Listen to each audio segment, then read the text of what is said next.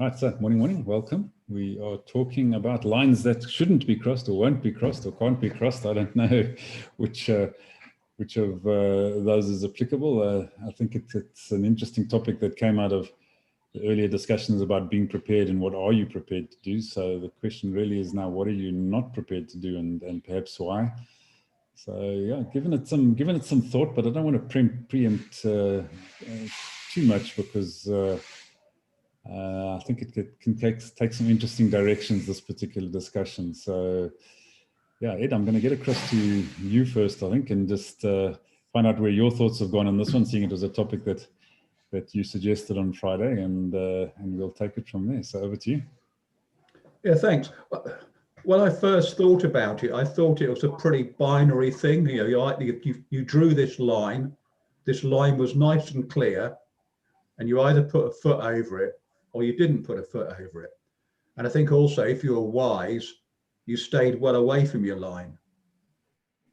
So that and I remember when I was working in financial services, we had people who were introducers and people who were financial advisors. The financial advisors were qualified to give advice and the introducers weren't. And to prevent the introducers from giving advice, they were told, actually, don't be helpful. Because as soon as you start down a road of a conversation, and you find yourself almost about to give advice, it's very difficult to step back from that edge. So they were told, you know, never even get involved in that conversation. So stay well away from the line. And I thought, well, perhaps some lines are very distinct. And I thought about myself and being a vegan. And it's very clear to me that I will never, ever eat meat. Well, not intentionally. Yeah, that's a line I've drawn. That's a line I'm never going to cross. And I don't have any problem with that. You know, it's very clear in my mind. I won't cross it. But of course, veganism is more than just not eating meat. It's about, well, ethical veganism. It's about not exploiting animals. And that becomes a lot more difficult to think about because a lot of people keep dogs. Are you exploiting a dog? Because you keep it inside, you keep it on a lead, you tell it what to do. And a lot of people ride horses. That's exploiting a horse, that's exploiting it. So, you know, the line gets a bit fuzzy because a lot of vegans do have dogs and do have horses. And you can perhaps argue with the dog that we've changed the species so much that a dog can't survive without us. You know, your average cockapoodle is not going to do very well against an African hunting dog, is it? So you could then say, well, how does that relate to cows? Because cows won't survive without us. Should we keep drinking their milk? You know, where is that line? And then, of course, you know, I would never kill an animal. That's not in my rule book. You don't kill animals. But then what happens if you come across an animal that's wounded and obviously going to die? Do you kill it? So the line's got a little bit fuzzy now, hasn't it? You know, that border's not there.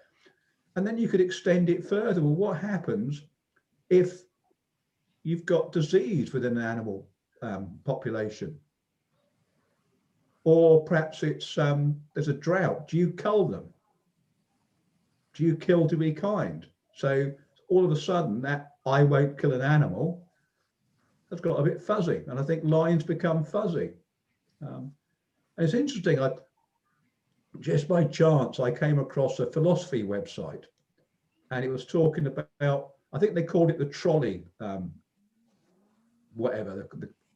And by trolley, they meant a tram car, like a New York tram car. And the thing was, this tram car was going to run over and kill 5 people. If you flip the switch and it changed direction, it would then get down another line and kill 1 person. And the question was, would you flip that switch? And most people said yes, because, you know, killing one person is better than killing 5 persons, or 5 people, I should say, shouldn't they? And then they changed it. They changed the sort of question and said, well, look, to stop that trolley from killing 5 people, you have to push one person in front of the trolley. And most people wouldn't do it. They couldn't actually bring them, you know, in theory, it wasn't a practical experiment. In theory, they couldn't kill someone actively. And I thought that was quite interesting, because it then gives our line context. It's not just, oh, I won't cross that line. I will cross that line in certain contexts, and I won't cross that line in other contexts. So what suddenly seems black and white is all very, very fuzzy. But for me, certainly the one thing about crossing lines is, if you're worried about it, stay as far away as possible. And because I think sometimes once you've crossed that line once, perhaps error of judgment,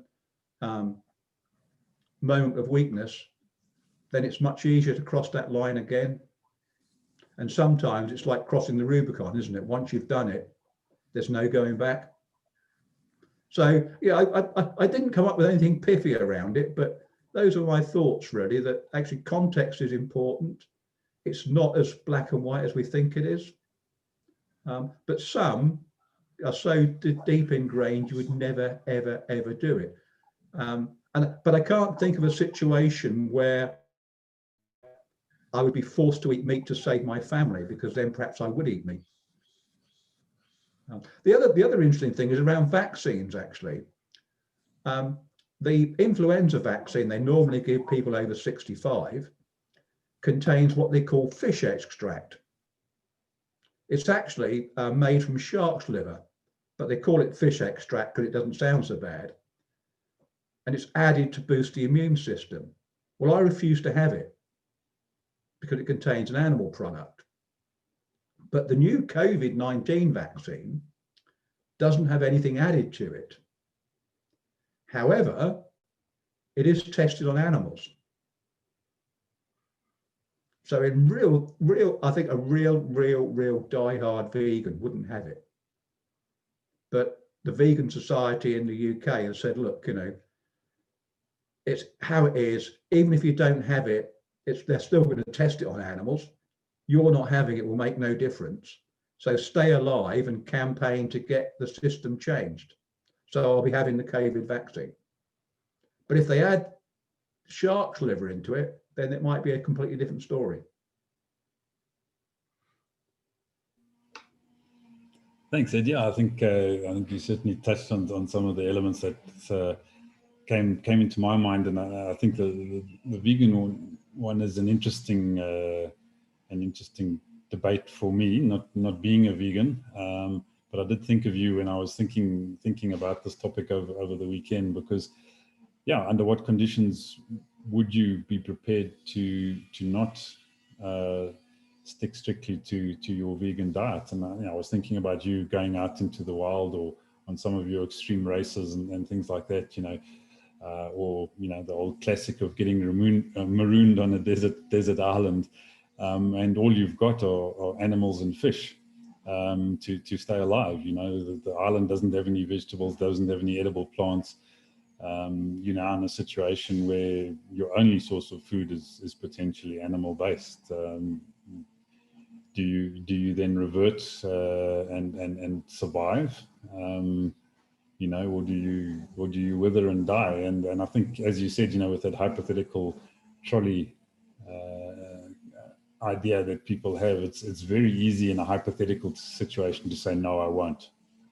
But when you're actually confronted with a real situation, you know, like being lost in the wilderness or marooned on a desert island, or you know, do you truly know how you will react under that circumstance? And I think very few of us do not know. You know, we think we know. We think we have these ideas and these philosophies and these principles that say I will not do X or will not do Y. But as you've said, you know, contextually, that might change, and you put yourself in a very different position when it comes down to reality. And I mean, you can go to the extreme. You talk about pushing someone off a trolley, but what happens if you're confronted with someone who's going to harm or potentially kill yourself or a family member? Would you kill that person first if you could? So context becomes extremely important, I think, in the discussion of is there that line, if it's impacting me personally, it's perhaps slightly easier than if it's the impact is potentially someone that's part of my family or someone that I love or know. I think if I'm simply taking the decision on my behalf, I might be able to actually stick closer to not crossing that line than if it's somebody who's near and dear to me that's been impacted. So yeah, I think it's a very interesting challenge, and to get yourself into a contextual situation that becomes real, and then to examine those values that you've been adamant about when you're outside of that context, poses a very different thought model, I think, around the way you might treat it. So, Lee, what do you think?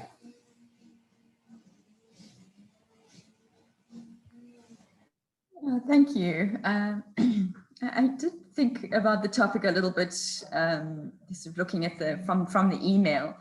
And I'll tell you the first thought that came to my mind, and then maybe comment a little bit on what you've been saying. But I have a business partner, and one of the things that we would, certainly in the early days of running our courses, which was sales and negotiation courses, but they were for sort of top end sales teams for big corporates. And these are your sort of, I don't know, they're the big guys, and I literally mean guys. And so they're big talkers, big drinkers, and we would sit and have a drink after the course. And my business partner's favorite question would be, what would you not do if you were absolutely plastered? You were drunk to the absolute hilt, but there is this one thing that you would not do. That was her favorite bar question. And everybody would say various things. And her thing was she would not get undressed in public. No one was going to see her naked other than her husband. And they would say, well, and you wouldn't cheat on Simon? No, that's fine. Cheating's fine, no problem. But I'm not going to get undressed. So I just say that in sort of in a light-hearted way. But it is, what are the lines? And as the more I think about it, the more I think almost whatever situation you think I wouldn't do that, there's somebody in the world that's done that. And so what makes me different? That's the question I have to ask. And sometimes I think what makes me different is my privilege, is the upbringing I had, the opportunities, the thinking, the security, the things that I have that actually allow me to say that's not a possibility, because I have other choices. Or I have the extreme of what might be required in a situation hasn't been presented to me. And then I thought about you, Ivan, talking about, what would you do if your life was threatened or your children's lives were threatened? And, that is a very real thing in South Africa. That's not a theoretical question. And the reality is you, Ivan, have experienced it. I've experienced it. But even before we had our home invasions, I didn't understand that. My husband and I, because it is a real and present danger, we discussed, do we get a weapon? Do we get a gun in our house? And I grew up with guns. My dad was a hunter, and he grew up in a poor house. They hunted for the pot. That was how he saw it. They lived out on a farm in Vic Falls, and you know, if you didn't kill a buck, you didn't eat. And he was a very strongly ethical hunter. So you could only hunt within certain limits. You had to eat what you killed. But even culling, he was in favor of, to the extent that he would say, we've created environments that are not natural for animals. And so it's our responsibility to manage populations. So that's maybe digressing, but because the point that my husband and I came to is that we would not have a gun in our house, even if it meant that we would be protecting ourselves. Well, first of all, statistically, we know that over 50 to 60% of people who have guns, it gets used against them rather than the other way around. And also just now you are taking out, you know, as Edward says, where is the line? If you don't allow that line, if you don't give yourself permission to get to the line, then so we remove that possibility that I don't want to take another person's life, even though they may threaten mine. That's their choice. I don't have to make a choice. I've already made a choice, let me put it that way, not to take somebody's life. And then I think, yeah, so that's, I think, my thoughts. Thanks. Yeah, let's get back to you. Yeah, I think your hypothetical thing about being starving is kind of strange in a way, because if there are animals there must be stuff that the animals can eat. And therefore, if you try hard enough, there will be something you can eat.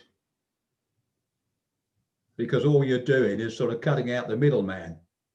But I think Lee's quite right in that, you know, you can make decisions early on that stop you from crossing that line. So by not having that gun, okay, she still might smash him over the head with a frying pan, but and that might kill him. But and I think that is the thing, isn't it? If that line is really important to you, you stay well away from it. You never get yourself in a situation where you have to make the decision that means you cross the line. So I think it's, you know, if it's important, that line has two things. It has the absolute what I'm not going to do, and it has where I'm going to place myself, so I never ever have to do it. And you create, I suppose, a no man's land. I also wanted to comment on the trolley story. There's a wonderful comedy called The Good Place, where they use that illustration. It's so funny. It's funny, but it's not funny, because they are raising this whole thing is they're doing in a funny way. They're raising philosophical questions around ethics. But you know, it's interesting, Edward, when you spoke it through. So you've got 5 people here. Would you flip the switch and kill one? My immediate gut response was, I can't flip that switch, because then I'm making a choice to kill somebody. The train was already on a track. The choice to kill somebody is very different to, it's an inevitable part of what might happen in a particular situation. So the justification of it's 5 versus 1, and I'm just saying that's was my gut response. But of course, you would want to say 5 people rather than 1 person. And then of course, we, you know, in negotiation, we always say, well, what if that 1 person is the person you love? And a person you know? And then, so all these what ifs, you just hope they don't come up, because they are moral dilemmas for a reason. Yeah, I think it's interesting because, you know, are you not making a choice by not taking action? So you are making a choice. Yeah. I definitely got into that cycle too, but I thought, well, let me just tell you my immediate gut response. Of course, then the logic clicks in, and then you just cycle in millions of directions, which is what philosophers love doing. That's why they switched it around and said you have to then push the person. Because, yeah, a lot of people actually taking something they're involved in is much harder than doing something that's remote. Yeah. But when you were saying you wouldn't take that action, I was thinking, well, all it takes for evil to triumph, and this is probably a bit harsh, is for good men to do nothing. And it is, isn't it? You know, there must be circumstances where, had someone stepped in and done something, we could have saved a lot of suffering. You know, I mean, and you can apply it to COVID. Had we closed our borders a lot earlier, we would have perhaps had less deaths. And now we've closed our borders, so we made that decision too late. Yeah, you know, it's an interesting one, Ed, because I mean, we're sitting in this country now with an interesting challenge on our hands with this government, you know, banning the sale of alcohol in the country. Now, ostensibly, the justification is to reduce trauma cases, to reduce the load on hospitals, to make more beds available for COVID patients. But now what they've done is they've put 280,000 jobs at risk. Those 280,000 jobs probably support somewhere between 1 million and 2 million lives around the country. And the, you know, industries are going to shut down as a result of it. So now we're taking a decision to possibly prevent additional trauma cases, to possibly make beds available, to possibly save some lives, but now we're destroying potentially the livelihood and the source of income for over 2 million people. You know, and you know, you've got to wonder how the powers that be rationalize that decision in their own minds, especially when they claim to be a government of the people. You know, and whilst one might not always agree with the sale of alcohol or the production of alcohol, it's massive industry, and therefore supports a huge portion of the country. I mean, the initial lockdown period where they banned the sale of alcohol and cigarettes for, I think it was 3 months odd, last year, you know, cost the country 70 to 80 billion rand in lost revenue. They then went and borrowed 70 billion rand from the IMF, which we now have to pay back. You know, so yeah, it becomes an interesting challenge, and how you rationalize the decision making in those circumstances. You know, you're sacrificing lots of lives for the potential saving of a few. But the interesting thing is you've left some detail out of your sums, because alcohol itself has a negative impact. You know, irrespective of the COVID thing, people die because of drunk driving. What's the cost of that? Sure. Marriages split up because of drunks. Women get killed because of drunk husbands. What's the cost of that? So actually closing down the alcohol industry would have had a positive benefit as well as with the negative benefit. No, yeah, undoubtedly, and I'm not disputing that at all. But again, it's the 5-person versus the 1-person scenario, isn't it? Because now you've got millions of people being impacted through loss of jobs and loss of income, and there's no support coming back to give them an alternative and support them through the process. You know, the flip side of that same argument that you're posing there is, so if you're spending all this time and effort and money policing the prevention of the sale of this product, why don't you put that time and money and effort into policing the other ramifications that product potentially has, as you know, the violence, the drunk driving. I mean, our policing in terms of drivers in this country is pathetic.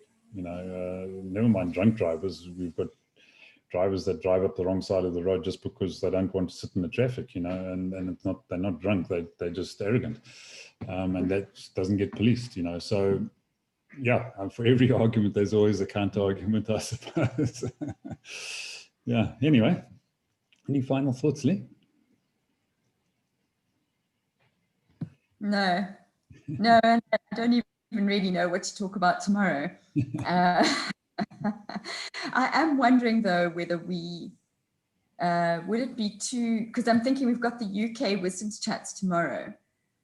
Anyway, we can talk about it just now. So if we are going to carry on with Wisdom's Chats tomorrow, then is there something that you have in mind, or we'll just do open mic, just whatever comes up? Do you know what? Ivan raises an interesting subject there, actually, with alcohol, because if you had gone to the legislator with this new product and said, look, I got this great new product, you know, it causes liver disease, it causes violence, it wrecks marriages, could I have a license, please? You wouldn't get it, would you? So there's some things we accept, and I think it might be interesting to see what things we accept that we wouldn't accept had we thought about them now if they didn't exist. Is that a possibility, or is it perhaps too vague?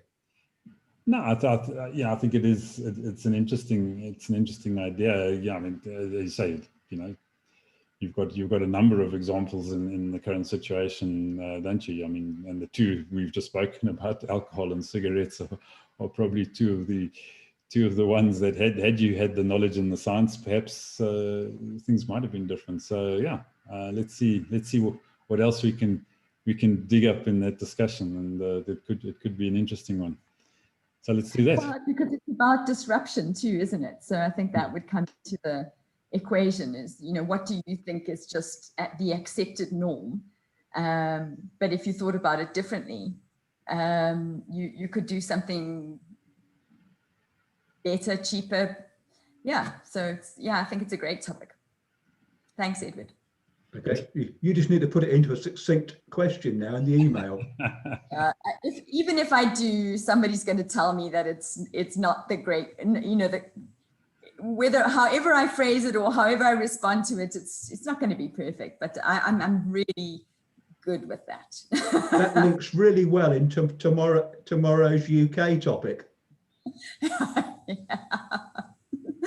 Lovely. Right. Thanks so much, everyone. Yeah, thanks for chat. Have a good day. Okay, bye. Cheers. Bye.